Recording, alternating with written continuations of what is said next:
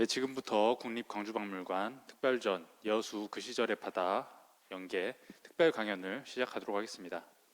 안녕하세요. 저는 오늘 사회를 맡은 국립광주박물관 학예연구사 노형신입니다. 오늘 바쁘신 와중에 특강을 듣기 위해 참석해 주신 분들께 감사한 마음을 전하면서 이번 특강을 시작하도록 하겠습니다.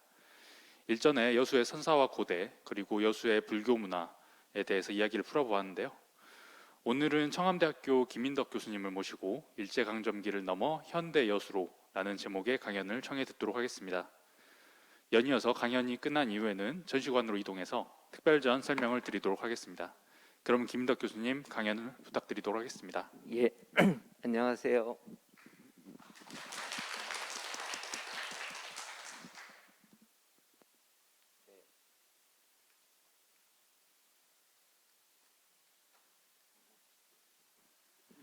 예, 광주박물관에 와서 좋습니다. 그리고 여수 특별전을 해주셔가지고 정말 고맙습니다. 예, 저는 그 순천에 있는 학교에 있어요. 잘 모르시죠? 어머님들 아세요? 광주세요, 댁이? 예, 그럼 모르시겠구나. 저는 순천에 있습니다. 예. 근데 사실은 고향은 여수인데, 부모님이 여수세요. 예, 이제 학교는 뭐 서울서 다녔고, 살기는 제가 광주에서 한 6년 살았더라고요. 이렇게 따져보니까 저 지산동이라고 하는데 살았는데, 청암대학은 1954년에 개교했어요. 저희 학교가요. 좀 오래된 학교예요. 순대보다 훨씬 오래됐습니다. 예. 그리고 저희가 간호학과가 좀 학생이 많아요. 옛날에는 간전이라 그랬는데 순천 간전이 저희 학교의 전신이고요. 예. 그러니까 제가 이런 거 해야 돼요. 왜 그러냐면 제가 오늘 출장 처리를 했기 때문에 복명서를 써야 됩니다. 그래서 뭐 이거 뭐 꼭 이렇게 남기지는 않아도 그래도 이게 저의 일 중에 하나니까 그냥 이해하고 좀만 들어주세요. 그래서 54년에 만들었는데 제일동포가 만든 학교입니다. 그래서 저의 그 전공이 원래 한국 그 현대사에서 제일동포가, 그러니까 1925년에 일본으로 유학 간 사람들의 항일 운동사 뭐 이런 거가 이제 저의 메인 전공이고요.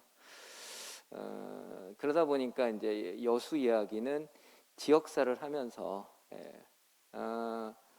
여수 시사를 20년 전에 공동으로 작업을 해서 한번 쓴 적이 있고요. 그리고 오늘 제가 여러분들한테 말씀드릴 거는 사실 논문 4편 정도의 내용을 요약한 겁니다. 그래서 여수 지역의 독립운동, 그 다음에 강제연행, 일본인 사회, 뭐 그다음에 이제 여수의 박물관 전시, 뭐 이런 것들 조그맣게 이제 그런 거를 좀 했더라고요. 제가 조금 연식이 돼가지고 살다 보니까 그런 것들이 생겼어요. 제가 이상하게 여기만 보게 되네요. 미안해요. 그쪽 안 봐도 이해해 주세요. 집중적으로 이쪽을 중심으로 해서 이야기하겠습니다. 그래서 뭐 스토리는 그렇고요. 뭐 궁금하신 거 먼저 있으시면 물어보셔도 돼요. 결혼했습니다. 아들, 딸 낳았고요. 아직 결혼들을 안 했어요. 그래서 좋은 사람 있으면 소개시켜 주시면 제가 다리를 놓도록 하겠습니다. 딸은 남자친구가 있고요. 아들은 없습니다. 그래서 혹시라도 괜찮은 이렇게 서로 연락이 됐으면 좋겠어요. 우리 아들이 되게 싫어하겠다. 이게 이제 제가 생각하는 여수의 근대와 현대의 이미지입니다. 그 여수에서의 근대 현대는 저는 조금 달리 하는데 일반적으로 한국사에서의 근대와 현대는 이제 근대를 개항 이후로 봐요. 그리고 현대를 1945년 이후라고 설명하거든요. 뭐 그게 이제 교과서상의 시대 구분 방식이에요. 그러니까 일부러 이거 들으러 오신 분들이니까 아마 다 아실 것 같아서 조금 난이도를 올리겠습니다. 예, 하고 싶은 얘기를 더 할 수 있을 것 같아요. 예, 그리고 참고로 말씀드리는데요. 아무거나 아무 때나 손 들고 물어보셔도 되고요. 틀린 거 있으면 바로바로 지적질도 감사하게 받겠습니다. 예. 제가 근현대, 그러니까 근대 현대의 여수에 대해서 해야 될 일도 있고 숙제도 있고 계속 관심을 가지고 좀 더 살고 싶거든요. 그러니까 가르쳐 주시면, 그리고 혹시 뭐 물어보고 싶은 거 있으시면 언제든지 얘기하셔도 됩니다. 예, 됐죠? 근데 이게 저의 여수의 근대와 현대의 이미지입니다. 네. 그러니까 이거는 이제 아실 거예요. 여순 때 사진이고, 엑스포 뒤에 여수를 어떻게 먹거리를 해결할 것인가에 관한 페이퍼더라고요. 제가 쓴 건 아니고요. 그 다음에 저거는 아시다시피 이제 저기죠. 지금 보건공사 중인 진난관이죠. 실제로 여수 사람들이 여수에 대해서 생각보다는 잘 몰라요. 근데 앞에 세 분은 왜 이거를 들으러 오셨어요? 고향이 여수도 아닌데 심심해서 오셨어요? 아, 자원봉사시구나. 혹시 여수가 고향이신 분 다 끌려오셨구나. 자발적으로 오셨어요? 아니, 우리 제 동기인데요. 박물관 동기 선생님이신데 확실히 끌려오신 것 같아요. 제가 청암대학에 온 건 한 10년밖에 안 되고요. 용산박물관에 한 7년 좀 못 되게 일한 적이 있습니다. 그래서 나름대로는 그거 가지고 공부를 좀 해야 되는데 잘 못하고 있습니다. 아무튼 뭐 그런 사연도 좀 있네요.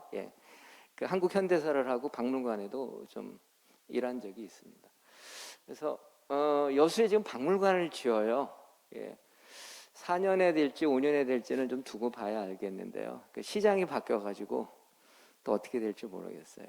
광주만 해도 그런 거에 별로 바람을 안 타는데 우리 여수나 순천이나 이런 데는 바람 무작스럽게 타거든요. 그러니까 혹시라도 관심을 가지시고 텔레비에 나오면 좀 이렇게 눈여겨봐서 얘기도 해주시고 그러면 좋습니다. 두 번에 걸쳐서 앞에서 다른 선생님들이 이 특강을 하셨기 때문에 제가 뭐 특별히 더 얘기할 건 없는데 앞에 걸 들으셨으면 좀 얘기가 될 텐데 그냥 그래도 한다면 이동희 선생님의 강의는 굉장히 아마 내용이 더 있었을 거예요. 저만 해도 이제 근현대사 하면은 적당히 사료만 가지고도 많이 하거든요. 근데 이동희 선생님은 당신이 평생 동안 이 순천대학교 박물관에 있으면서 현장에서 발굴한 것을 가지고 발표를 하셨더라고요. 보니까 그 도록의 뒤에도 그런 내용이에요. 그래서 상당히 그런 것들을 잘 참고하시면 여수를 이해하는 데 더 좋지 않을까 싶고요. 이번에 광박에서 하는 전시도 제 생각에는 전근대 전시가 아주 좋습니다. 아마 나중에 여수 박물관은 대박일 거예요.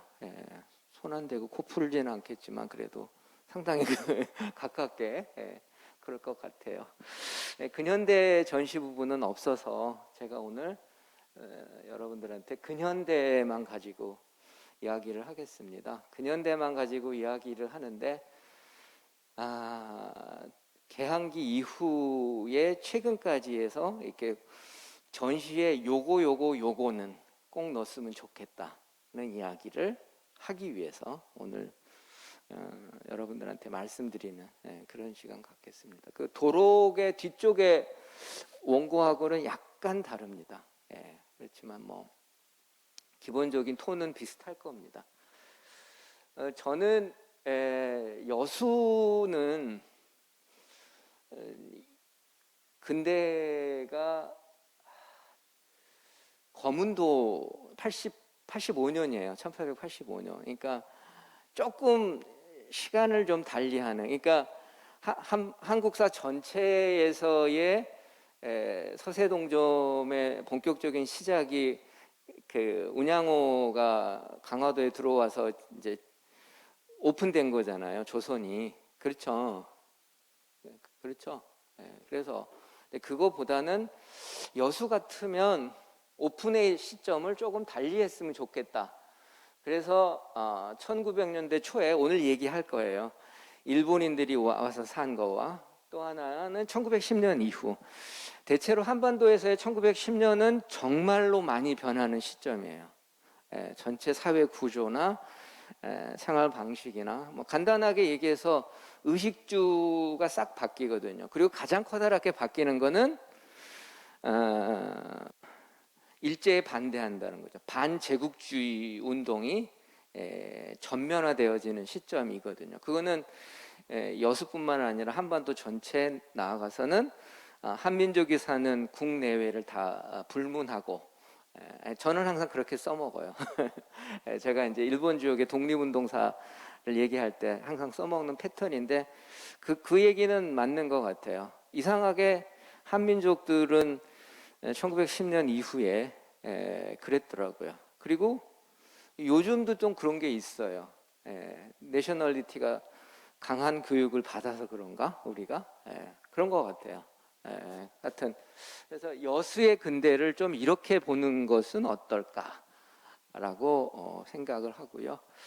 그리고 저는 기본적으로 역사적 패턴 하에서 역사적 연구하에서 전시가 되면 좋겠다 라고만 생각하지는 않아요.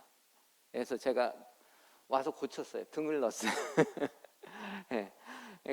역사가 얘기하지 못하는 것도 있어요. 그렇죠. 그러니까 제가 오늘 얘기하는 거는 역사에서도 일제시대에는 세 가지 정도의 사실, 그 다음에 해방 이후에 여수의 현대사에는 3개에서 4개 정도의 사실에 주목하자는 이야기만 할 거예요. 그러니까 이게 다는 여수의 역사는 아니거든요. 그래서 그러니까 역사가 다는 아니지만 다가 아닌 역사에서도 저는 그것만 얘기를 하겠다는 말씀입니다. 잘 설명하고 있죠? 이게 여수의 일제시대 때 제 지도예요. 이제 여기가 이제 여수항이죠. 요렇게 다리가 있는 거예요. 이렇게 제2대교가 있고 여기가 제1대교가 있고 여기가 장군도가 있고 여기가 이제 여수의 중앙통입니다. 그러니까 여기가 구시가입니다. 그래서 일제시대 때 여기가 이렇게 매립된 거예요. 진난가는 대체로 잘 못하겠네요. 제게 아닙니다. 요 언저리로 보여요. 정확하게 헷갈리는데. 그러니까 이 지도는 순천에 있는 건축가 우승환 선생님께서 발굴하신 거더라고요. 그러니까 오늘날의 여수는 일제시대 때의 큰 지형적 모습은 만들어졌어요. 저의 시작이자 결론. 제가 성격 급하거든요. 후다닥 해치울게요. 이 여수의 근대는 제가 요 4가지 점을 먼저 전제해서 지역사를 봤으면 하는 생각이 있어요. 한국에서는 한동안은 2000년대 이전까지는요 향토사를 굉장히 무시했었어요. 지역에서 역사 연구하는 것을. 그러니까 그 대학이나 대학원을 통해서 이른바 사료의 해석에 예민하고 민감하게 역사를 연구하는 것이 정통이라고 생각했는데 이제 그런 차원에서 지역사의 연구가 저는 좀 한계가 있었다고 생각해요. 그래서 그거는 좀 아니지 않는가라는 이야기를 하는데 구체적으로는 중앙중심적 생각이라는 거죠. 역사가 한반도 같으면 서울만 중심은 아니잖아요. 지구촌의 전체에 있어서 지금 지구촌의 전체의 중심은 어디일까요? 워싱턴일까요? 뉴욕일까요? 뭐 프랑스 파리일까요? 뭐 하여튼 그렇게만은 아니잖아요. 서울도 있고, 그렇죠? 예, 푸켓도 있고, 발리도 있고, 그렇죠? 이제 그런저런 데도 있는 거잖아요. 예, 네팔도 있는 거고, 예, 그러니까 좀 다양성 있는 역사 보기를 해야 되는데 그렇게 안 한 거에 대한 저의 스스로의 반성입니다. 예. 그러니까 저는 그 이유가 있다고 생각하는데 저나 우리 위에 선생님들이 역사를 지나치게 테크닉으로 가르쳤어요. 예. 그러니까 인간의 삶이 자연의 일부라는 거를 생각했다면, 그게 중요하다고 생각했다면 그렇게 안 가르쳤을 것 같아요. 그러니까 그 이전에 전근대 시절에, 그러니까 이 과학적 역사학이라고 하는 그 랑케라고 하는 사람이 있어요. 역사학에서는 실증주의 이야기를 할 때, 그러니까 그 이전의 역사학은 좀 안 그래요. 스토리도 많고 앞뒤도 좀 안 맞아. 그렇지만 중요한 거는 이야기가 다 있거든요. 그러니까 스토리가 있고 텔링이 되는데 우리 지금 배우는 거는 좀 안 그래요. 그러니까 요즘 텔레비에서 나와서 하는 이제 예를 들면 뭐 설민 X 이런 분들이 하는 거는 안 그렇죠. 근데 거기는 이제 좀 내용이 틀려. 팩트 체크를 좀 덜 했어요. 가끔 보면. 네.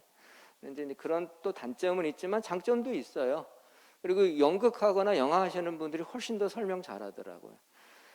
제가 관심 있는, 별로 관심은 없었어요, 사실은. 박렬이라고 하는 인물이 있는데 이준익이라고 하는 감독이 띄워가지고, 그래도 박렬은 다 알아. 박렬이라고 하는 농구 감독이 아니에요. 박열이에요. 예, 그렇죠. 윤석열이잖아요.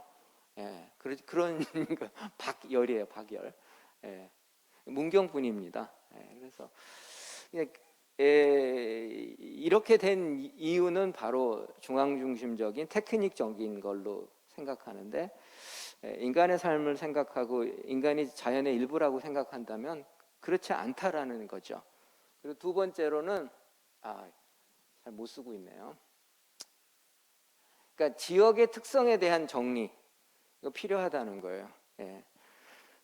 사실 우리 전라도 일대만 해도요, 여기 장성 담양하고요, 제가 살고 있는 순천이나 여수하고 무작스럽게 달라요. 말도. 그렇죠? 사투리도 다른 거 아세요? 예. 예를 들면 홍어 먹는 거 어떻게 다르죠? 목포랑 여수랑 홍어 먹는 거 다른 거 아시죠? 예? 우리 전라도는요, 저녁 때 초상집에 가면은요, 홍어 생걸로 줘요. 목포는 생걸로 안 먹죠. 삭힌 걸로 먹어요. 맞나요? 네, 그냥 들어주십시오.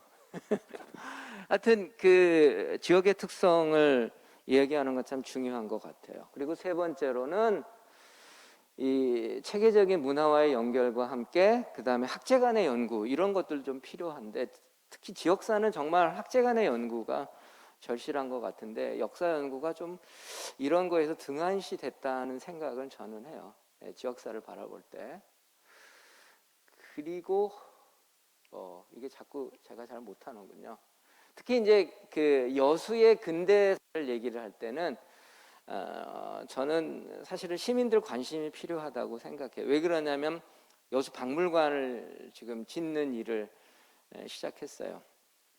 실제로는 지난 시장보다도 그 이전 시장부터 관심을 가졌고, 이제 지난 시장이 막 이제 페달을 밟아왔어요. 그래서 막 유물구입비도 늘리고 막 그 기본 계획도 진도를 나가고 막 그랬거든요. 근데 이제 바뀌었으니까 또 어떻게 될지는 잘 모르겠어요. 저는 뭐 직접 개입을 하지는 않기 때문에. 그런데 이 박물관에서 특히 이제 그 국립박물관이 아닌 이건 시립박물관이거든요. 그래서 지역 사람들의 관심과 지역민들이 오지 않으면 뭐 저는 꽝이라고 생각해요. 그러니까 여수에 오는 관광객들 물론 중요하죠. 여수에 지금 관광객이 많이 와요. 그래서 심지어는 여수나 순천 지역에서는 음식 맛이 바뀌었다고 그래요. 우리끼리는. 음식이 좀 맛이 똑같아졌어요. 그러니까 뭐 유명한 식당들 있죠. 손님이 너무 많이 오니까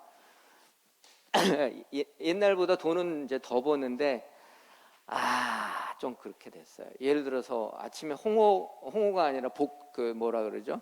애국 같은 경우 맛이 좀 떨어졌어요. 예. 그러니까 그리고 여수에서 나오는 서대회나 이런 것도 옛날 같진 않아요. 식당에서 먹는 맛이. 그런 거는 확실히 시민들의 입맛에는 안 맞는 거죠. 그래서 이제 관광객들 입맛에 맞추면 일단은 그 시를 운영하거나 시의 중심적인 역할을 하는 사람들한테는 100점일 수는 있어요. 예. 그러나 이 박물관을 중심으로 놓고 생각한다면 조금 재고해 볼 여지는 있다고 생각해요. 그래서 이 근현대사를 프로젝트를 중심으로 해서 좀 개발을 하고 연구를 하고 시민들의 관심을 여수의 경우는 가져야 되는데, 제가 생각할 때는 검은도와 일제시대와 이 두 가지의 축을 가지고 그 한국 현대사 근대사의 개항으로만 보는 방식이 아닌 걸로도 한번 생각해 보면 좋겠다라는 이야기를 지금 하고 있네요. 계속해서 간다면, 그러면 저는 일제시대 부분에 있어서 근대사에 있어서 저는 세 가지의 사건에 대해서 정리를 해서 전시를 했으면 좋겠는데요. 첫 번째가 독립운동사예요. 민족운동이라고 얘기했는데, 왜? 1910년 이유가 뭐였어요? 제국주의 일본의 식민 통치에 통치 밑에서 살고 저항해서 결국은 우리가 이제 해방을 맞이한 건 사실이잖아. 그렇지만 자주적 해방은 분명히 아니었다는 것도 인정해야 돼요. 자주적 해방이라 그러면 이건 팩트 체크에 걸리는 겁니다. 그렇죠? 우리가 자주적 해방 맞은 거 아니에요? 우리가 일본하고 전쟁에서 이겼어요? 택도 없는 소리예요. 전 분명한 거는 분명히 해야 된다고 생각해요. 물론 우리 민족의 부단한 노력이 있었고요. 그 영향력이 있어서 식민지였던 우리가 해방을 맞는 것은 결정적인 역사적 사실인 건 분명하지만, 우리가 일본군하고 전면적인 전쟁을 해가지고 전쟁을 통해서 승리한 건 승리했던 팩트는 사실은 아니죠. 동의가 안 되나 봐요. 동의되시죠? 고맙습니다. 첫 번째가 이제 그거고요. 두 번째가 강제연행의 역사도 여수에서 넣었으면 좋겠어요. 그리고 세 번째가 여러분이 관심을 잘 안 갖는데 식민 통치에 관한 이야기예요. 일본인의 여수 사회에서의 모습도 넣자는 거예요. 이거에 대해서 아마 반론이 있을 수 있어요. 얘기해 주시면 감사하겠어요.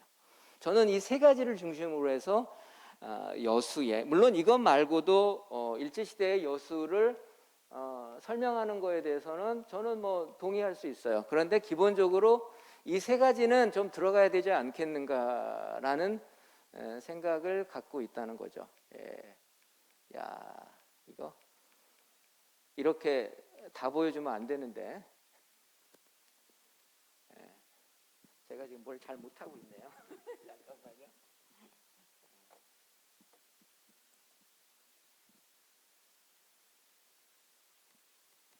제가 기계 사항이 부족합니다.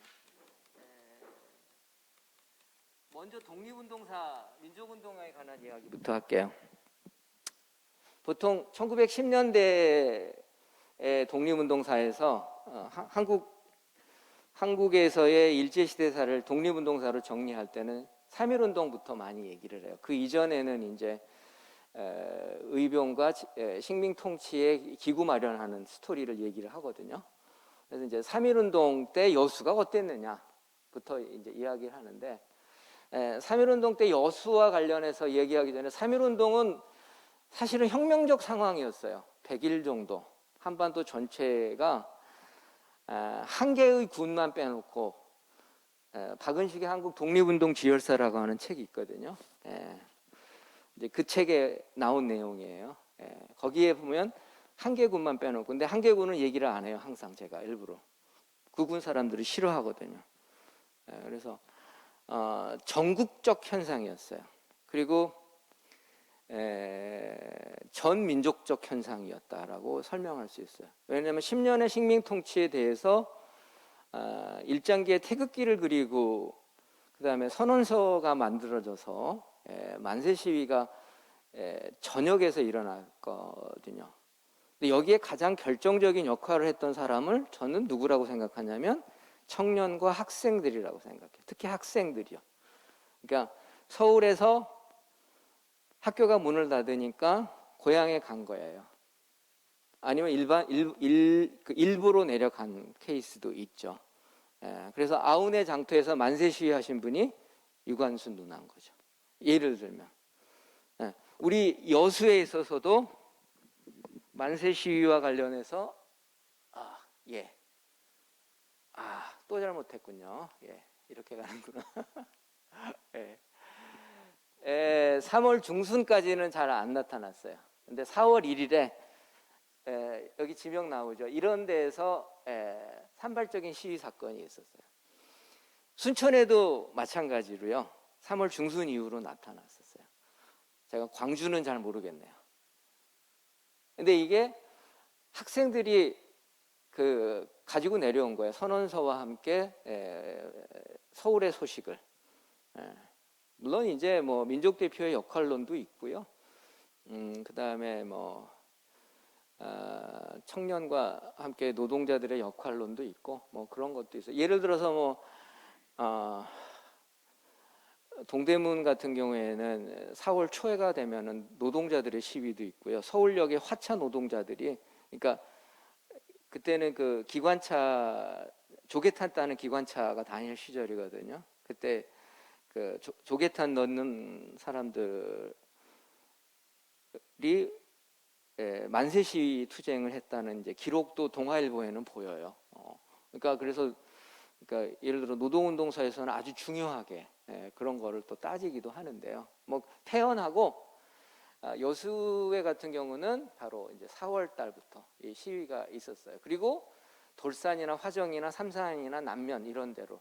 그래서 메인은 학생이었어요. 그런데 어민뿐만 아니라 농민들이.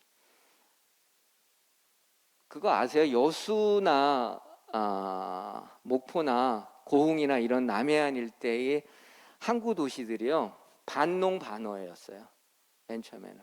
근데 이제 여수랑 목포는 좀 큰 도시가 되죠. 언제 30년대 이후로 특히 이제 기차가 들어가면서부터는 여수랑 목포는 정말 달라져 버려요. 여수는 30년 이후고요. 목포는 좀 더 빨랐던 걸로 이렇게 추정이 되어져요.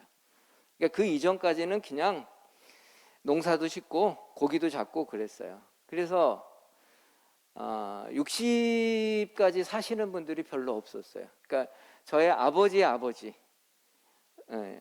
할아버지, 저한테는 이제 할아버지 되시는 분들은 여수 분들 같은 경우에는 60 넘으신 분이 많지 않아요. 정말 고기 잡으신 분들은. 그리고 실제로 조선 후기까지만 해도 여수에는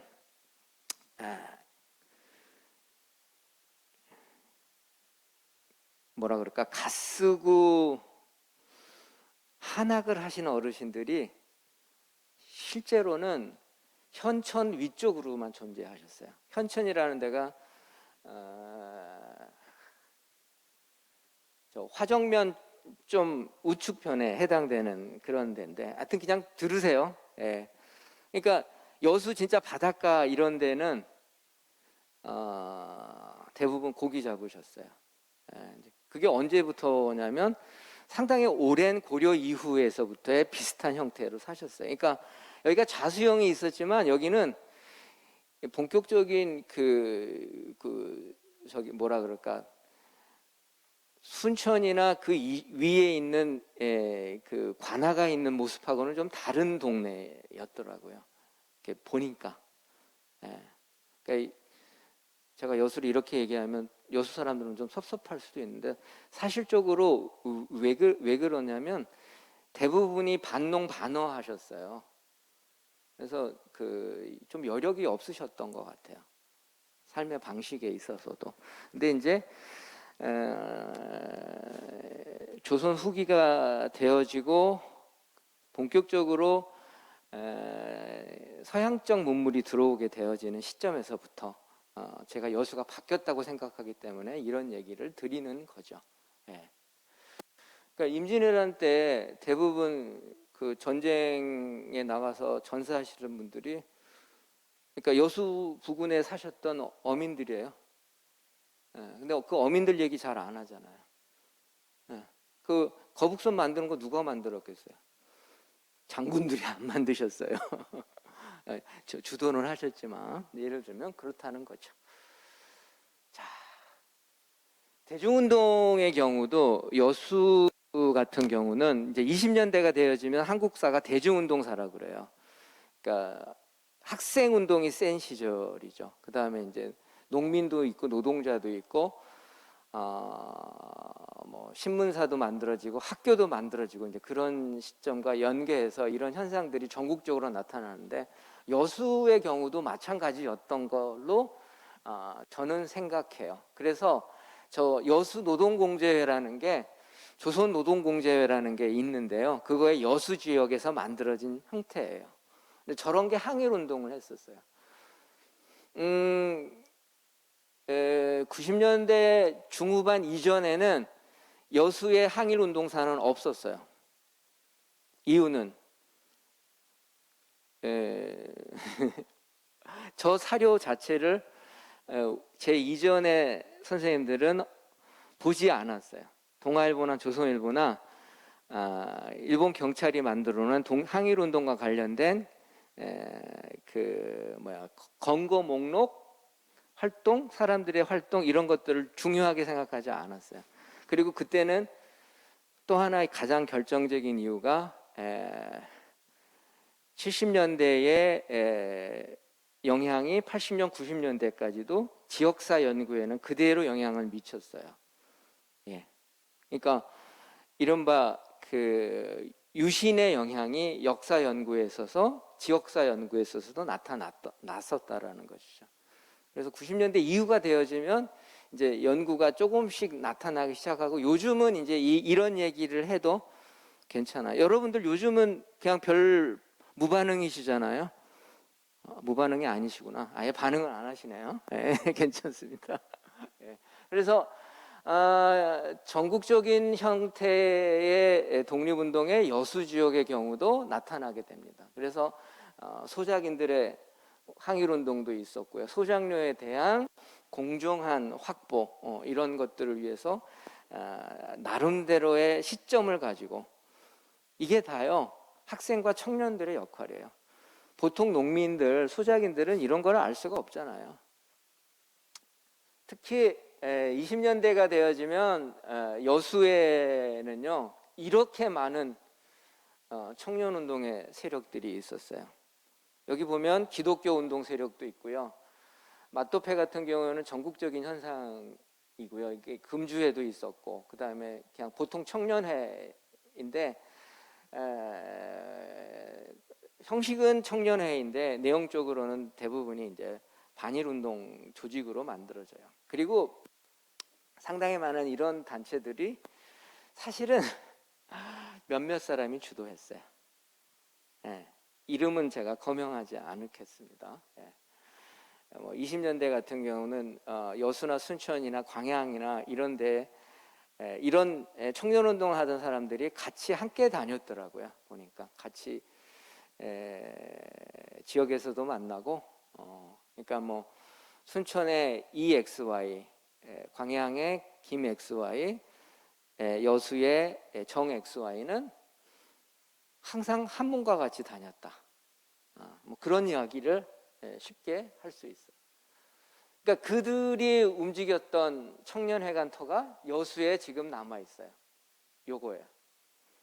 여수 경찰서라고 있는데 여수 경찰서 삼거리 우측편에 있습니다. 서울 그러니까 여수역에서 바라보면 진난관이 있으면 진난관을 바라보고 우측편에 있는 겁니다.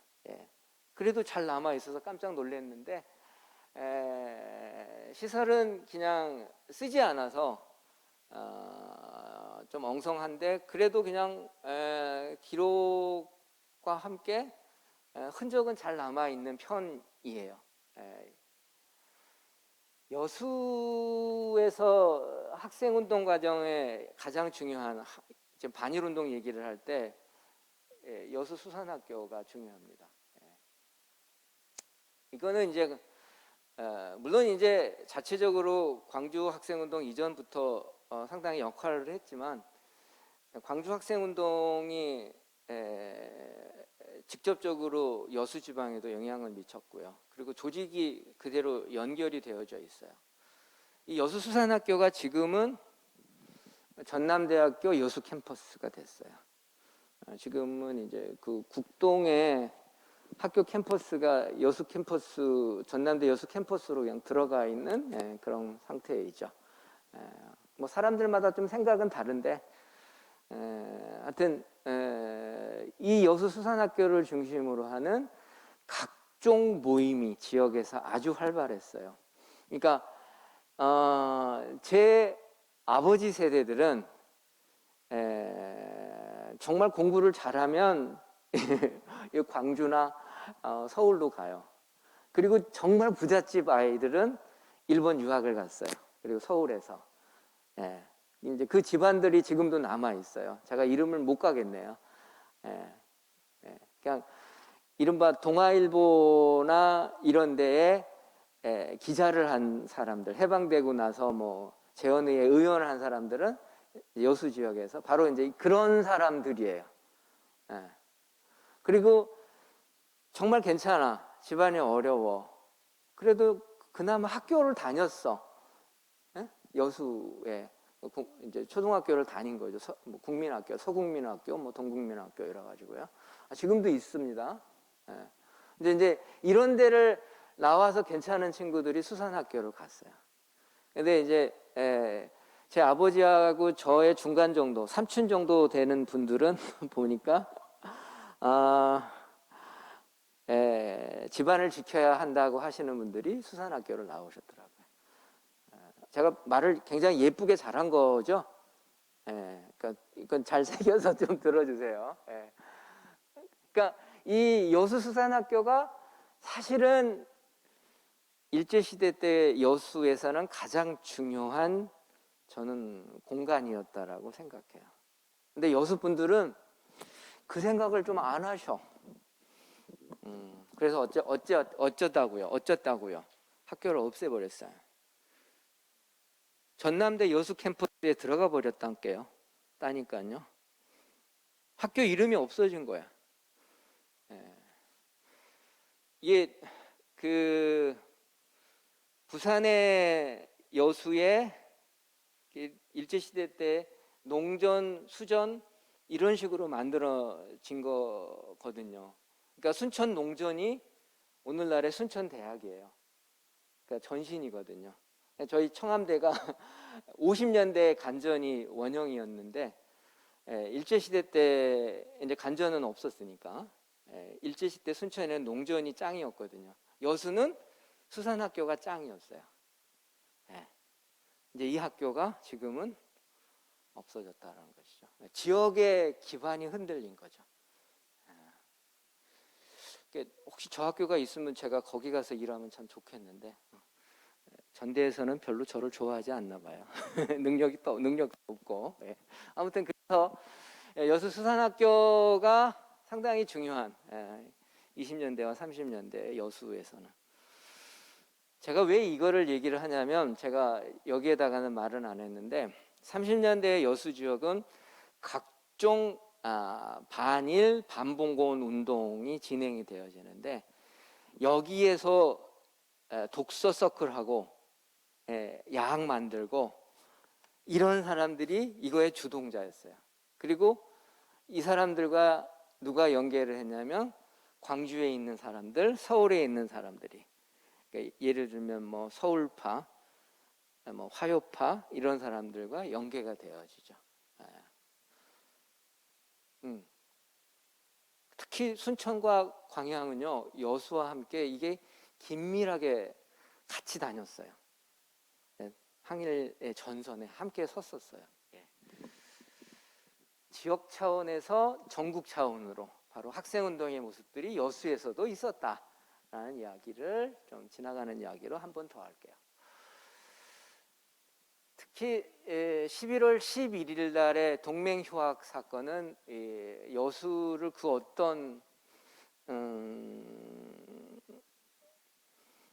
이미지보다 일제시대 때 좀 강렬한 이미지로 저는 남겼다고 생각해요. 언제 이전에? 여순 항쟁, 여순 사건 이전에 있어서는. 네. 여수에 대해서 실제로 일단 요즘은 관광지죠. 네. 여수 밤바다, 그죠? 여수 밤바다는 항상 들을 수 있어요. 여수 가면 포차거리도 있고 막 그래가지고. 근데 제가 한 20년이나 30년 전에는 여수의 이미지는 뭐였냐면 일제 전기밥솥 기억나시죠? 예, 그게 뭐죠? 예? 코끼리 밥솥. 이거 어디서 온 거야? 예, 어떻게 여수를 통해서 들어온. 그러니까 저도 저희 집도 하여튼 어떻게 온지는 모르겠지만 제 어려서 기억에 어려서 뭐 하여튼 좀 나이 들어서까지도 확실히 그거는 기억이 나요. 그래서 제가 일본을 갈 수 있을 때 저도 가서 코끼리 밥솥을 샀어요. 그래서 조금 비싸다고 생각하면 타이거 밥솥을 샀어요. 저는. 코끼리 말고 타이거도 밥솥이 있어요. 정말이에요. 좀 싸요. 잘 모르시는구나. 그냥 알아만 주세요. 네, 그런 인상이 강해서 여수가 항일과 학생과 청년이 부단히 했던 일들을 잘 기억하지 않아요. 아니 땡 굴뚝에 연기 난다? 혹시 이런 속담 아세요? 네? 다 성인이시죠? 여기 다 넘으셨죠? 20살. 뜨물에 애기 쓰랴. 뜨물에 애기 안 쓰죠? 여순 사건은 이 독서회가 여수수산학교가 있었기 때문이라고 저는 생각해요. 그러니까 14연대군이 그 진압작전에 나가는 것을 반대하고 사람들을 생각해서 이제 여수 시내로 가는데 여수 시내에서 일반 여수 사람들이 같이 함께 했거든요. 안 한 거 아니에요. 여순 사건 같은 경우 여순 사건 조사를 지금 합니다. 진상조사위원회가 떴어요. 근데 여기서 뭐 얼마나 할지는 몰라도 잘은 할 거예요. 그리고 함께 하는 거 참 중요하죠. 왜냐하면 4.3과 같은 동일한 역사선상에 있었던 사건이 여순이거든요. 그리고 나아가서는 광주 항쟁과 같은 사건도 절대로 무관하지 않다고 생각해요. 이 세 가지의 역사적 사건이 그 가운데 여순 같은 경우는 바로 이 수산학교의 동맹휴학 사건과 같은 이게 선생님한테 그다음에 차별에 반대하는 거였거든요. 내용적으로 간단 설명을 하자면 그런 거예요. 그리고 이 멤버들이 30년대 정말 세게 운동을 해요. 각종 독서회와 혁명적 노동조합 운동, 그 다음에 그 진보적 사회주의자들을 만들어내는 그런 역할을 하는 조직들이 여수 지역에도 있었어요. 그거는요, 광주에도 있었고 전주에도 있었고 서울에도 존재했었어요. 그 역사를 요즘은 이렇게 일반적으로 이야기하죠. 제가 대학교 다닐 때는 이 역사는 한 번도 배운 적이 없었어요.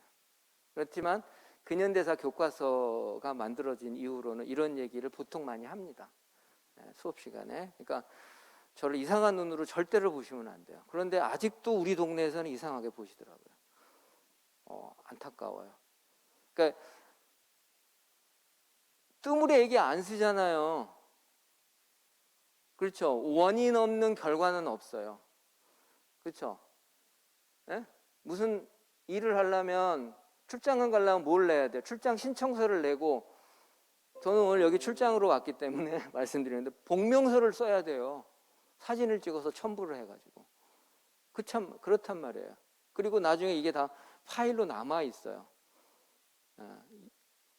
여순 사건도 마찬가지고 4.3도 마찬가지라는 것이죠. 여순 같은 경우는 바로 이 사건이, 예, 그렇습니다. 각종 이러한 사건들이, 예, 존재를 했었어요.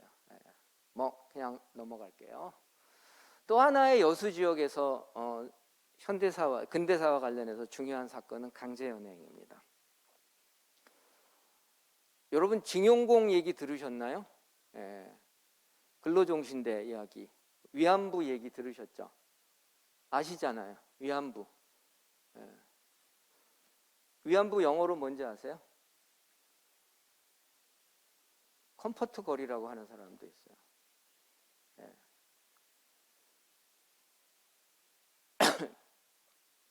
한국에서 이제 위안부는 정신대라고 옛날에는 등치로 설명했는데, 정신대는 여성 노동자로 끌려간 케이스예요. 일본어로는 데이신타이라 그래요. 좀 나이 드신 할아버지가 계시면 바로 이거 일본어로 해주시는데,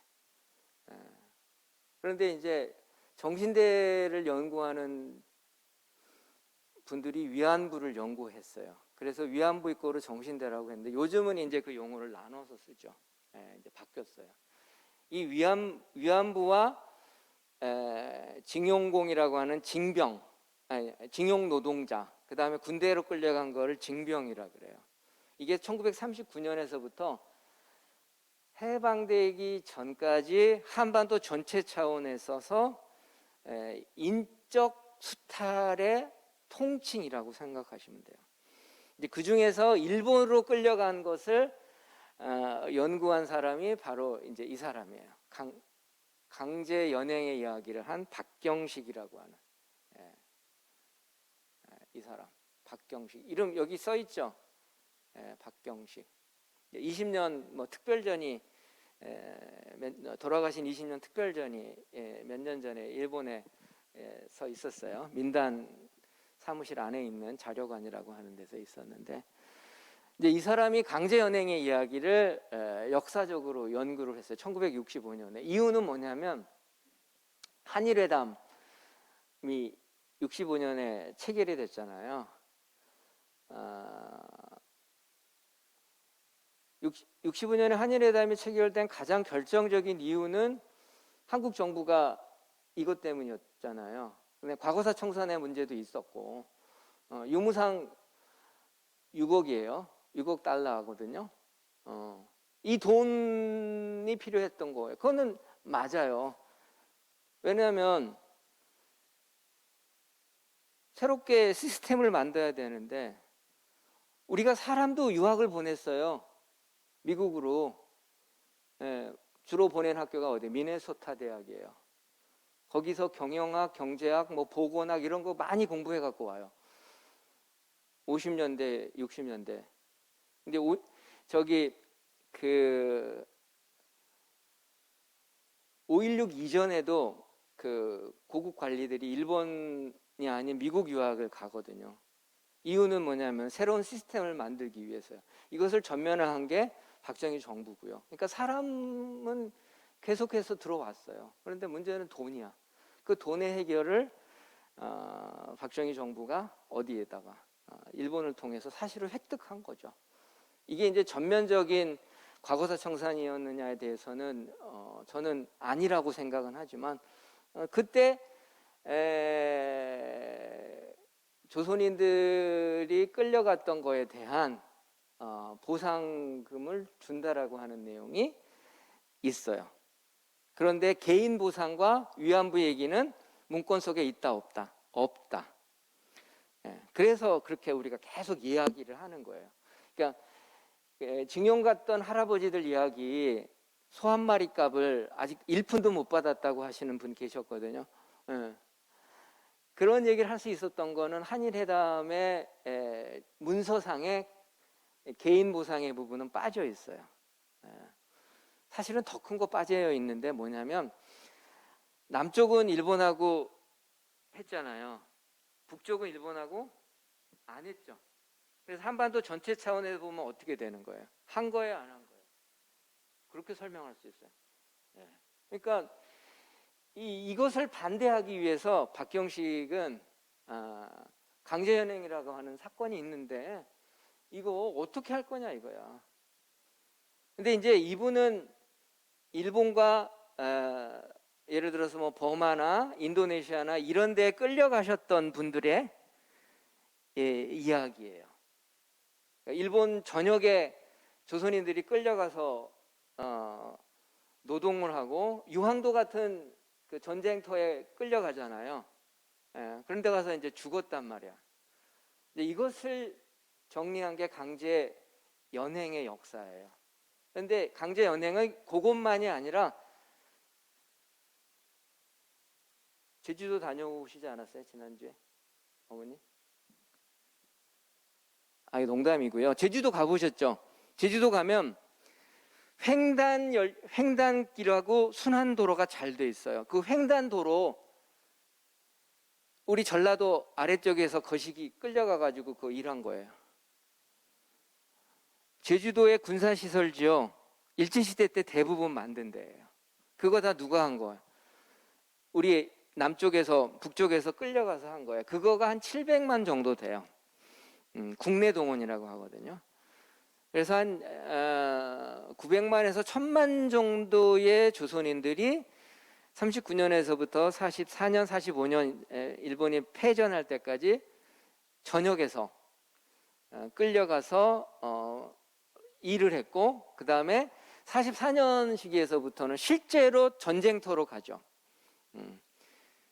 초반에는요, 강제연행 초반에는 군인 동원을 생각하지 않았어요, 조선인을. 그래서 학생들이 그냥 학교 다녔어. 근데 이제 전쟁이 안 좋아지니까 어떻게 해요? 군대 가라고 했거든요. 그래서 이제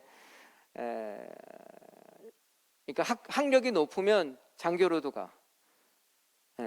학력이 낮으면 그냥 병으로도 보냈어요. 근데 맨 처음에는 총구멍을 거꾸로 돌릴까봐 불안했던 거예요. 그런 기록이 나와요. 일본 그 내부 문서에 보면 내각회의 기록 있죠. 이런 거에 보면 불안해서 안 해요. 근데 44년 시기가 되어지면 39년에서부터 41년, 42년 시기가 되어지면 한반도 전체가 사실은 이제 이런 전쟁 동원의 시스템에 들어가는 거죠. 그래서 집에서 형님이나 동생이 전쟁터로 가면 그 집은 아주 피가 좋은 집안이죠. 천황의 충성스러운 신민이 되는 거예요. 한 방에. 그래서 동네의 신사에 충성을 맹세하고 가면 그 집에는 깃발을 꽂아줬어요. 이 집은 천황을 위해서 대일본 제국을 위해서 전쟁에 나간 집이라고 설명했던 거죠. 근데 문제는 이 역사가 여수에도 있었다라는 거예요. 그 얘기 하려고요. 아까 얘기했던 박경식 선생이 쓰신 책이에요. 이 책이 아주 문제가 많은 책입니다. 번역도 되어져 있어요. 최원규 교수라고 번역했어요. 괜찮아요. 읽어보셔도 돼요. 이것도 나쁘지는 않아요. 이거는 야후 재팬의 헌책방에 가면 아주 싸요. 왜냐하면 판이 많이 찍었어. 조선인 강제 연행의 기록이라고. 강제 연행은 교세의 랭꼬라고 해요. 근데 우리는 강제 동원이라고 하는데 같은 말이에요. 동원이라고 한 이유는 여당 의원들이 합의 보는 과정에서 연행은 좀 세니까 동원으로 하자 그랬어요. 입법이 그래요. 실제 이제 그 현장에 갔던 분들의 모습이죠. 그 유명한 군함도 사진이에요. 이거 참 세계 문화유산 된 건 아시죠? 이게 일본의 자본주의화의 상징적인 물건이에요. 탄광이었어요. 이 아래가. 예. 영화 뭐였죠? 군함도죠. 이게 모티브였어요. 그런데 이제 이거를 일본 사람들은 간단 정리를 하면 조선인들이 가서 끌려가서 일했고 죽었다는 얘기는 다 빼고 나가사키 항에서 배를 타고 가면 15분 정도 걸려요. 그리고 일본인들은 지금 여기를 자기네들이 자본주의가 발전하는 데 기여했었던 공간으로 삼고 있고요. 그 다음에 이게 세계 문화유산이 됐어요. 그래서 또 하나 하려고 지금 작업 중이죠. 사도탄광이라고 하는 건. 그거는 이제 일본의 그 동해 쪽에 있는 이제 뭐 그런 탄광이에요. 그거는 모르겠어요. 어떻게 될지. 이제 한국 정부가 키를 갖고 있는데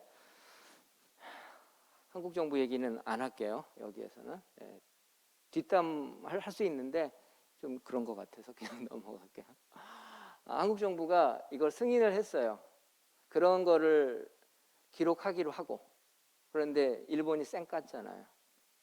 그럼 보호장치가 없는데 했냐고 하면 할 말은 없지만 그럼 어떻게 안 믿냐 그러면 더더군다나 할 말은 없죠. 그래서 세계문화유산이 되는 그 장소에 한국 사람 대표가 가서 같이 있었어요.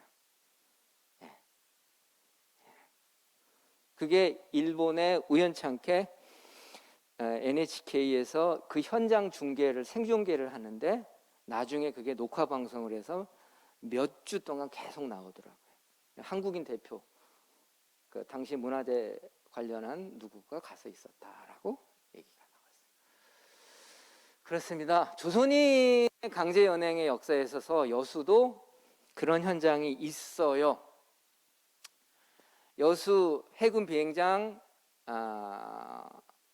포대, 곡사포 진지, 군사기지 등이 있었고요. 거문도에도 있었어요. 2시 57분인데 3분만 더 하고 쉬어도 될까요? 재미있죠? 네. 요게 그 신월동에 당시 신월리에 있었던 강제 동원된 사람들이 만들었던 해군 수상 비행장 터입니다. 그러니까 지금 신월동 한국하약 앞에 있는 거예요. 그렇죠? 하여튼 첫 번째 계속 여기는 이제 돌산 안에 도실마을이라 그래가지고 여기가 진지가 있어요. 무작스럽게 고생했네요. 여름에 올라가가지고 근데 사이즈가 너무 커서 깜짝 놀랐어요. 아마 몇백 명이 주둔했을 것 같다는 생각이 들어요. 그리고 그 조금만 내려오니까 물이 있더라고요. 그래서 확실히 남해안 일대가요. 43년 4년 시기가 되어지면 일본이 마지막 전쟁 준비를 하면서 제주도와 함께 군사시설지를 싹 만들어놔요. 진해에서부터 이렇게 해가지고 통영, 여수, 고흥, 목포 일대까지 이렇게 쭉 연결되어져요. 그 가운데 여수에 지금 시설이 이런 게 지금 남아 있는 거죠. 그렇습니다. 네, 좀 쉴게요. 10분 쉬었다 할게요.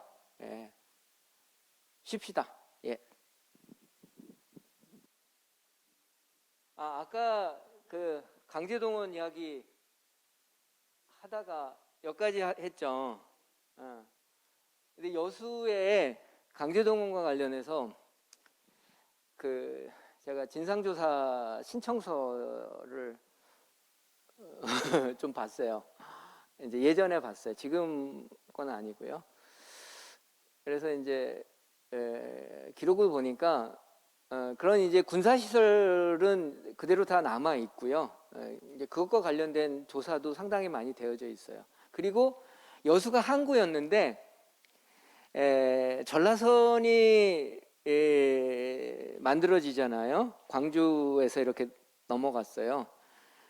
근데 전라선이 만들어진과 함께 여수랑 시모노세키랑 배가 다녀요. 관려 여객선이라 그래가지고.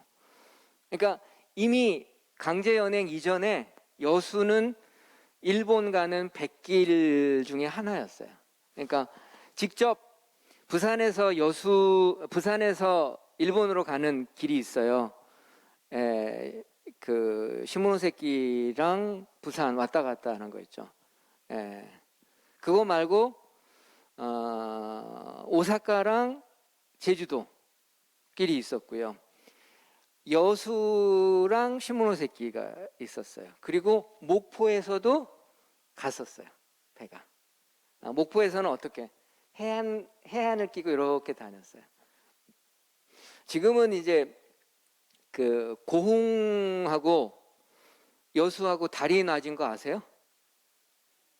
예.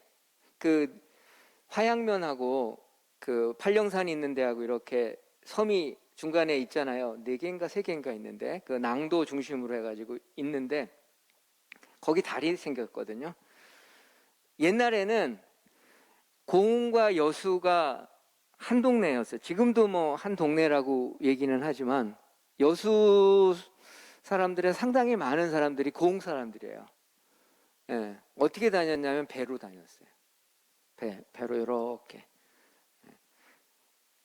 남해는 경상도고 여수는 전라도잖아요. 일제시대까지만 해도 남해랑 여수랑 뭐였어요? 한 동네였어요. 그래서 지난 여수시장이 그 터널 만들겠다고 하는 이유가 바로 그런 것도 있어요.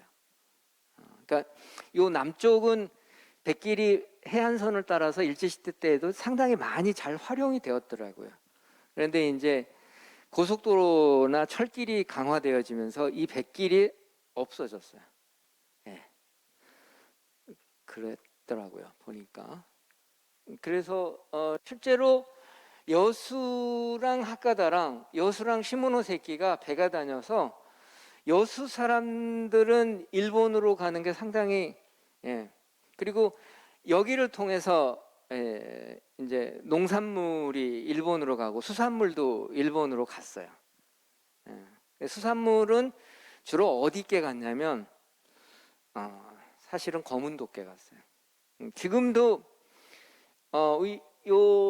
우리 여수나 이쪽에서는 거문도 갈치가 좀 비싼 거 아시죠? 거문도 먹갈치. 거문도 거 좋아요. 목포 것도 뭐 제가 뭐라고 말은 못하겠지만 실제로 거문도 가서 보면 그 갈치회를 날걸로 먹을 수 있어요. 뭐 철이 맞아야 되기는 하지만 그래서 이 거문도께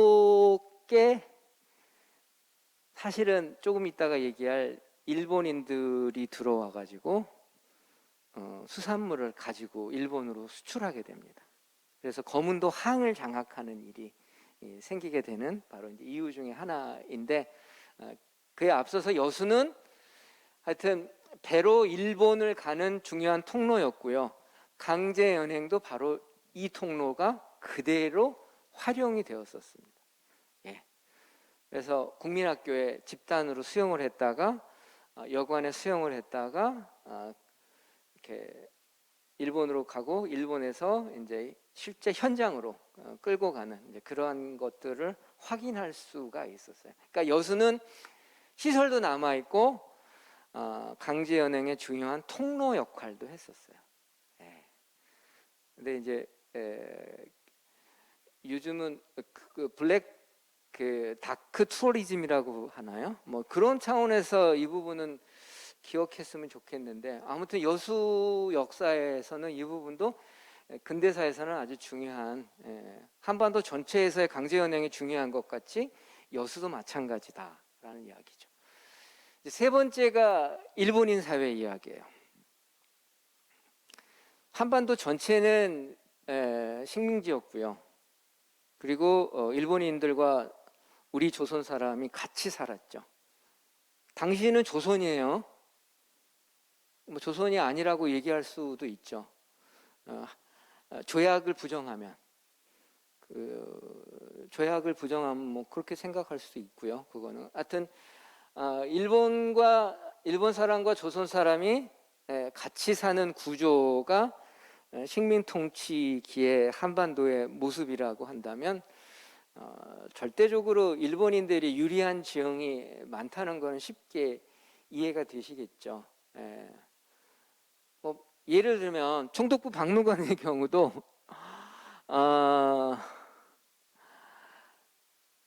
기록상으로는 그 관장이 공식적으로는 없었어요.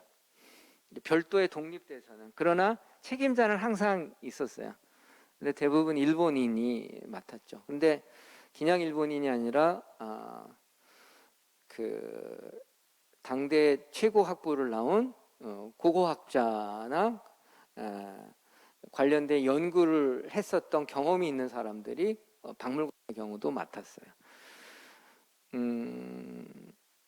한반도 전체에서 일제시대의 역사를 얘기를 할 때 우리가 이 일본인 사회와 한국인 사회가 동시에 존재했다라고 생각했으면 좋겠어요. 특히 여수 같은 경우는, 정확하게는 거문도 같은 경우는요, 그게 아직도 남아 있어요. 아까 얘기했는데 거문도는 일본인이 들어와서 살기 시작한 항구에서부터 출발했어요. 야야야야야.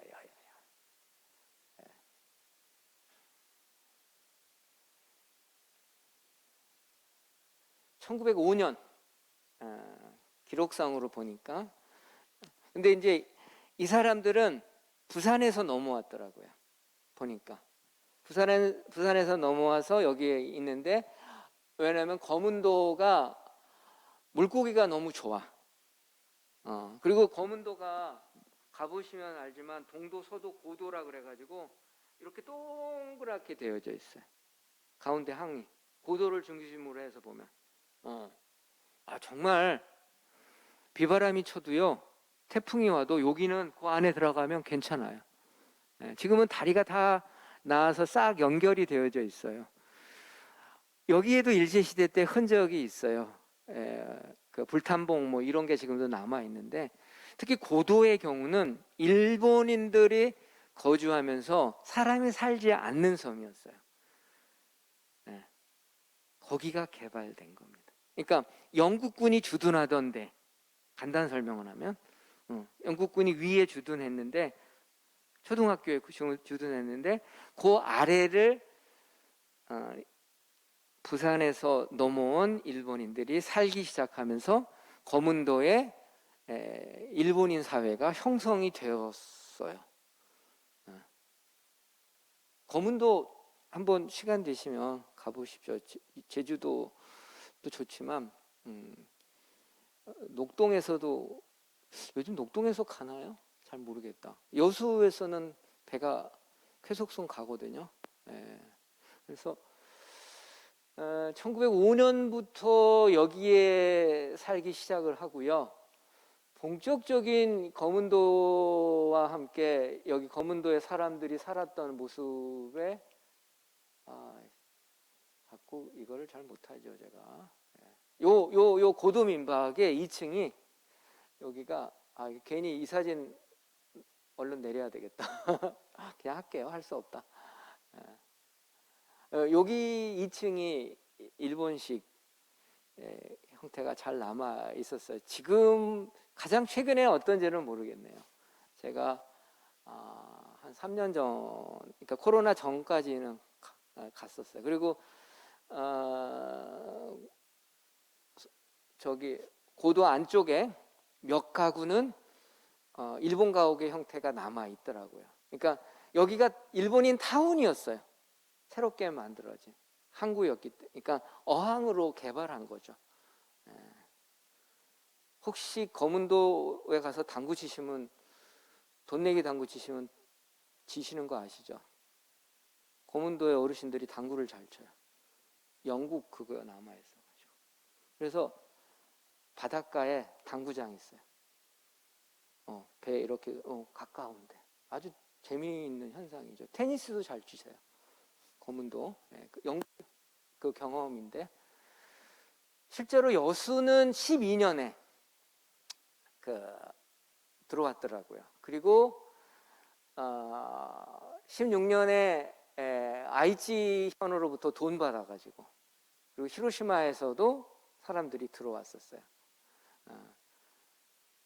근데 이 사람들이 와가지고 이런 거 제빙, 그 다음에 수산회사, 그리고 사실은 아까 봤었던 그 여수의 지도 있었잖아요.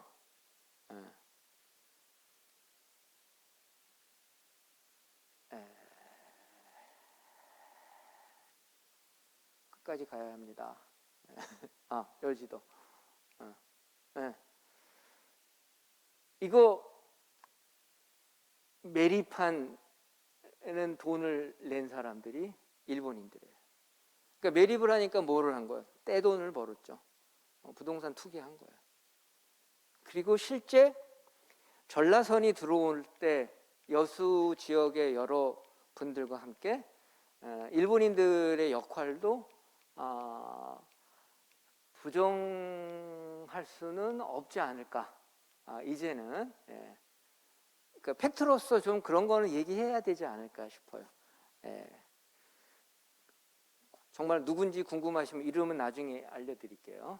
바로 이제 여수가 그러한 모습들을 일제시대 때 가졌다라는 거죠. 그러니까 저는 일제시대 때 여수 박물관에서 요 세 가지는 조금 한번 생각해 봤으면 좋겠다는 게 잘. 독립운동으로서의 민족운동의 이야기와 함께 강제연행의 여수에 관한 이야기, 그 다음에 거문도나 여수의 이른바 항구로서의 이미지, 이 세 가지가 같이 가야 한다.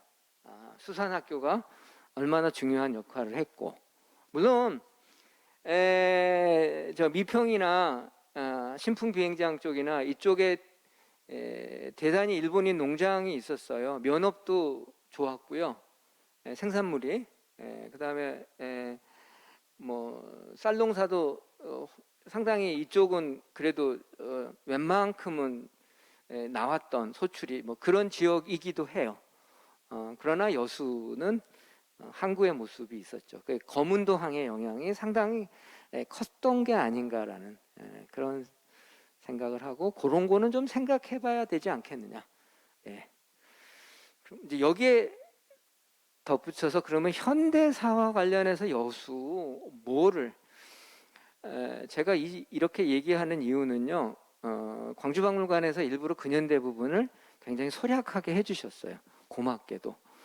그래서 같이 여수시에서 나중에 저는 스터디를 좀 더 하겠습니다만, 그 스터디를 하는데 제가 생각할 때 여수에서는 이 광주박물관에서의 이런 전시의 내용에 기초해서 그 다음에 광주가 갖고 있는 5.18의 경험과 역사성을 잘 살려서 뭉개지 않았잖아요. 없애지 않았잖아요.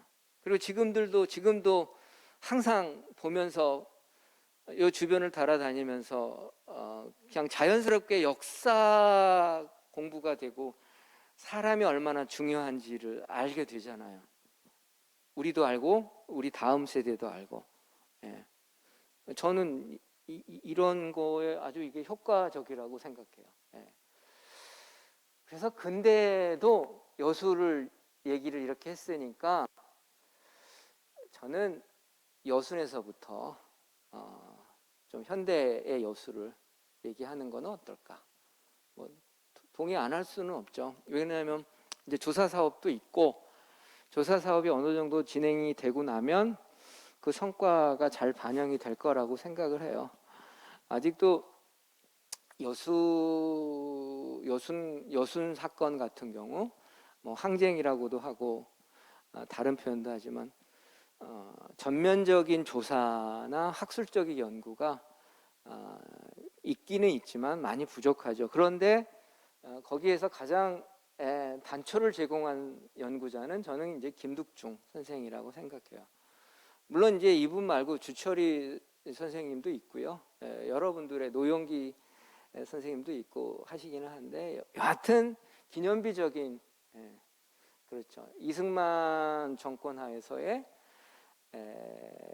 이른바 여순 사건을 상징적으로 표현하고 그 기록을 남기려고 했던 역사학적 책, 바로 이거라고 생각하고요. 이것을 통해서 현대사가 좀 시작이 되는 거. 뭐 여수에서는 상당히 요즘은, 왜 그러냐면 여순과 관련해서 좀 복잡했던 일들이 있었다라고 알고 있거든요. 이제 갈등 구조가 아직은 좀 있으니까 4.3하고 좀 많이 달랐어요. 그래서 그리고 저는 여수하면 이미지가 아까 무슨 밥솥? 코끼리 밥솥. 이 저기잖아요. 우리 뭐 밀수, 마약 꼭 이런 얘기 같이 가는데, 그러니까 이상하게 여수의 이미지가 돈과 돈 자랑하지 말라는 이야기, 그 다음에 뭐 밀수 이렇게 가는데, 좀 그런 의미를 불식시켜 주기 위해서라도 근데 이제 여순이 꼭 거기에 기여할 수 있을지는 모르겠지만, 여수산단 같은 경우는 이 국가산단이거든요. 만들어진 과정이 상당히 단안했지만, 이 카드를 미리 보이면 안 되는데, 좀 스토리는 있지만 여수산단의 경우는 확실하게 여수를 새롭게 보이는 그런 역할을 하는 공간이라고 생각해요. 그 긍정의 역사도 있고요. 그러니까 여수산단에 관한 현대사의 최근 연구들도 나왔어요. 이게 여수산단에 상당히 많은 회사가 정유회사입니다. 가장 대표적인 게 뭐 정유 회사들이죠. 이제 그런 회사는 이제 원유를 싣고 와서 원유를 이렇게 해서 분해해 가지고 이렇게 여러 가지로 이렇게 생산품의 원료를 되는 거잖아요. 그러니까 오늘 우리가 있는 이 공간에도 상당히 많은 부분이 이 정유에서 만들어진 원유가 원료인 거는 다 아실 거예요. 나무 빼놓고는. 나무 빼놓고는 다 아죠. 그러니까 이 산업이 한국으로서는 무궁무진한 산업인데, 이게 장치 산업이잖아요. 장치 산업. 그러니까 시설을 해가지고 이 시설을 통해서 기계를 돌려서 하는 건데, 요즘은 이제 그 뭐 인공지능이 다 하기는 한데요. 그리고 뭐 이제 여러 가지로 그 공해를 안 나오게 하기는 한다는데, 촬영을 하니까 제대로 못 하겠네요, 말을. 근데 산다는 아시겠지만 다른 지역의 경우, 대표적으로 멕시코 같은 경우, 예를 들어서요, 정유 회사가 있는데 이게 어디 거예요? 미국 기름이래요.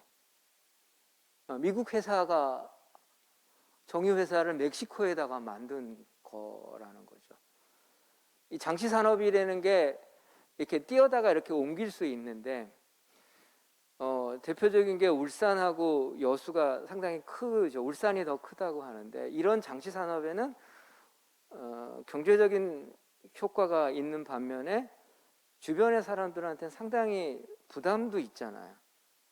그거를 같이 볼 줄 알아야 된다는 거죠. 그리고 그 지역의 회사들은 그런 고민을 같이 해줘야 하죠. 그런 차원에서 여수산단은 중요한 여수 사람들의 과거와 현재와 미래의 삶의 고리가 되는 거죠. 그러니까 이 산단이 없으면 애들 취직할 때도 사실은 좀 어려움도 있어요. 그걸 부정하자는 건 아닙니다만은, 그래서 그런 것도 같이 생각하는 그런 고려가 필요하다라고 저는 생각합니다. 예.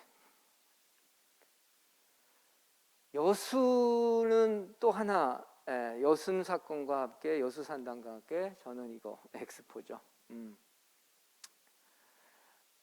20년 2022년이라서 10년 됐더라고요, 엑스포 한지. 그래서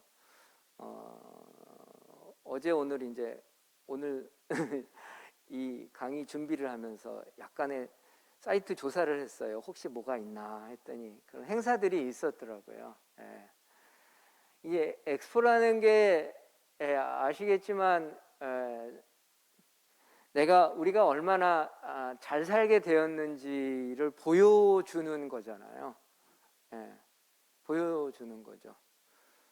근데 이제 여수 같은 경우도 엑스포를 할 때 국가의 재정적 그거 하에서, 기반 하에서, 국가의 적극적인 지원과 후원 하에서 했는데, 이제 시설은 지금 남아 있어요. 예, 그렇죠. 예. 그러다 이제 우리 지역과 무관하지 않은 구조가 생겨난 거죠. 오사카 같은 경우에도 만국박람회 장소가 상당히 숙제였어요. 한동안. 그 뒤에 해결 방안에 대해서는 이제 다른 식으로 해결은 했지만, 그러니까 현대사회에 있어서 사건으로서 이러한 그 세 가지의 중요한 걸쭉한 이야기는 정말 풀어줘야 된다는 거죠. 이야기를.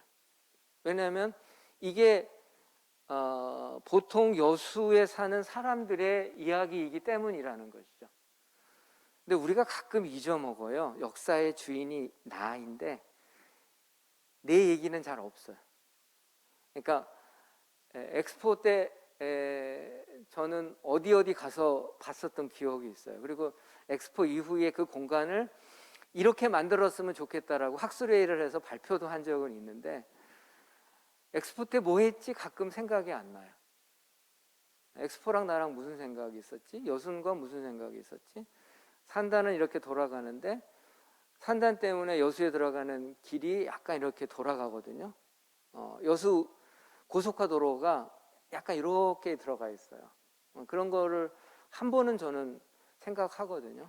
그래서 현대사는 나의 역사인데 가끔 내가 주체가 아니라고 저 같은 경우는 제 스스로가 생각할 때가 있어요. 그래서 그 부분에 대해서 여수 역사를 좀 기억하면서 나도 생각하다. 왜? 주인공이 빠지면 의미가 없잖아요. 내가 죽은 다음에 나의 역사가, 주변의 역사가 그래도 괜찮아요. 메모리얼 홀에 이름이 남으면 되니까. 뭐 사람마다 다른 거이기는 하지만 하여튼 한번 재고할 필요는 있지 않을까라는 그런 생각도 합니다. 여수는 새롭게 여수의 공간을 만들 때 저는 들어오는 광주박물관의 배너가 너무 멋있었는데, 영치산 봄에 진달래와 함께 꼭 저기 흥국사예요. 대웅전과 함께 같이 좀 봤으면, 보여줬으면 좋겠고요. 그것과 함께 고속화도로에서 보면 이게 여수 산단의 전역입니다. 좀 잘 생각했으면 좋겠다. 왜 그러냐면 우리가 지구 온난화 시대에 살고 있더라고요. 그래서 오늘 날씨가 너무 더워요. 그리고 어제는 비가 왔다 갔다 계속했어요. 순천 같은 경우. 그러니까 막 이렇게 비가 내렸다가 또 안 내리고, 옛날에는 그러면 호랑이 시집장가 간다고 그랬는데 요즘은 그런 일이 너무 많더라고요. 근데 그런 거 나오면 꼭 뉴스에서 뭐죠? 지구가 뜨거워져서 그렇다고 하니까 물론 뭐 일조한 부분도 있어요. 저도 맨날 이렇게 길바닥에다가 기름을 쓰고 다니니까 왔다 갔다 하니까 생각은 하지만 여수를 생각하면 지구 온난화와 정말 유관하지 않다라는 생각도 해요. 그리고 그렇다면 저는 이런저런 여수의 박물관을 짓는다면 좀 불가능하다고 생각은 하지만 그냥 최근은 아니고 한 10여 년 정도 전부터 알게 된 건축가인데요. 이 사람이 이 구겐하임이죠. 권장님 맞죠? 구겐하임이에요. 스페인의 탄광 도시를 문화 도시로 만든 뮤지엄이죠. 그래서 여수에 물론 랜드마크가 있어요. 몇 개 있기는 한데 뭐 또 지금 준비를 잘 하니까 하기는 하겠지만 그래도 좀 이제 뭐 똥개나 끼는 사람들이 이렇게 건축 설계했다고 하면 좀 폼나지 않아요.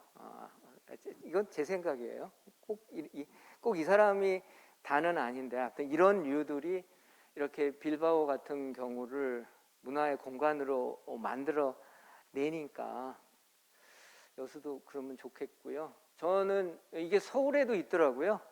어느 저기의 매장인데 이게 이 사람 작품이래요. 이 사람 작품이래요. 프랭크 게리라고 하는 사람의 작품이라고 하는데 다는 아니지만 이게 랜드마크가 되어지면 좋겠다. 왜? 진난관이 여수의 지금은 랜드마크인 것 같아요. 제가 느끼기에는 요즘은 이제 보수공사 중이기는 하지만 뭐 여러 스토리도 있고 사연도 있고 뭐 등등 하다고 해도 그거는 뭐 사실이 아닐까 싶어요. 네, 몇 가지 근대와 현대의 여수의 박물관에서 이런 것들이 좀 들어갔으면 녹아졌으면 특히 주목되었으면 좋겠다라는 이야기를 했습니다. 한 10분 일부러 남겼는데 질문을 해주시면 좋겠다 싶어서요. 아무거나 편안하게 물어보셔도 됩니다.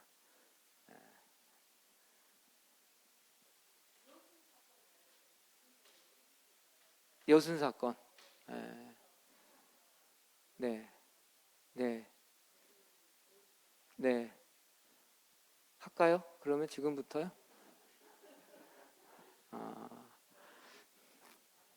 네. 제가 아까 틀거리를 하나 살짝 걸었는데 뭐냐면 여순 사건은 뜨물의 애기가 안 쓰듯이 여수 지역의 사람들과 깊은 관련이 있는데 독서회와 여수수산학교의 항일운동의 역사가 그 전사라고 말씀을 드렸고요. 이제 이것이 여순 사건의 어떻게 조사에 반영이 될지는 좀 숙제로 지금은 남아 있는 상태예요. 그리고 여순 사건은 지금 몇몇 연구자들의 연구의 내용이 좀 달라요. 그러니까 기본적인 사건 항쟁이라고 하는 용어 커다랗게 둘로 나뉘는데 이제 그 용어에서부터 이제 진상조사의 구체적인 실상이 아직 정리가 안 됐고 14연대의 뭐 구성이라고 할까 군에서의 그 조직적인 위상 뭐 이런 것들에 대해서 일부는 그 노 교수님이라고 하는 분에 의해서 정리가 되었지만 그것과 그 일반 여수 사람들이 어떻게 연계가 되었고 그런 거에 대해서 좀 조심스러운 부분들이 있어요. 왜 그러냐면 이게 나중에 진상조사가 이루어지면 정부에서 할 수 있는 일이 뭘까요? 보상이에요. 그래서 저는 생각을 했는데 일부러 자세한 얘기는 안 했습니다. 그런데 원하시면 따로 제 생각은 얘기를 해드릴게요. 예. 음, 음, 네, 네. 조사를 시작을 했고요. 이제 3년 조사를 하는데 사실은 3년 조사라는 게 좀 그래요. 왜냐하면 어바웃으로 동부 6개군의 지역에 희생자들이 계셔요. 근데 이게 지금 몇 년 된 거예요? 70년이 넘었잖아요. 그러니까 그만큼 시간이 필요하거든요. 그러니까 생존자 구술은 아예 지금 거의 불가능한데 그래도 구술 사업도 해야 되고 현장 조사도 해야 되고 그리고 그거를 정리를 해야 되는데 원사료 정리도 지금 제대로 가장 많은 기록이 미군 기록이에요. 근데 이것을 통해서 전면적으로 구성해도 시간은 좀 필요할 거로 저는 생각해요. 그러니까 기존에 제가 말씀드린 어느 교수님의 책 같은 경우도 그 시기에는 문서가 다 들어오지 않은 상태였거든요. 그런데 이제 저게 간행이 되고 난 이후로 지난 10년 동안 상당히 많은 국가 기록이 들어와 있어요. 국내에도. 그래서 조사와 함께 진행이 되어지고 3년은 기본적으로 하고 나도 계속 좀 하면서 4.3의 경우도 보니까요 좀 부족하더라고요. 그리고 4.3은 지금 사건에서 조금 진도가 나가는 거 아시죠? 팩트로서의 5.18 광주 민주화 운동이라고 하는 용어를 쓸 때까지도 상당히 많은 시간이 들어갔어요. 사건에서 운동이 되었잖아요. 이 여수는 뭐 아직 이제 시작 단계이고요. 그러니까 4.3이나 5.18이 좋은 모델이 될 것 같아요. 그래서 여순의 부분은 조금 제가 얘기하기는 공식적으로는 생각이 드네요. 네. 고맙습니다. 관심을 가지고 계속해서 봐주시고요. 저도 여순과 관련된 지역에서의 조그마한 잔잔한 일에도 지구가 더워지고 있고요. 이 여순과 관련된 열기가 지역에서 좀 안 식었으면 좋겠고요. 그런 게 여수시 박물관으로 잘 반영이 되었으면 감사하겠고, 그리고 정말 광주 박물관에서 이런 여수 전시도 하고 강연회도 마련해 주셔서 정말 고맙습니다. 전시가 끝나고 나서 꼭 다시 찾아뵙겠습니다. 고맙습니다.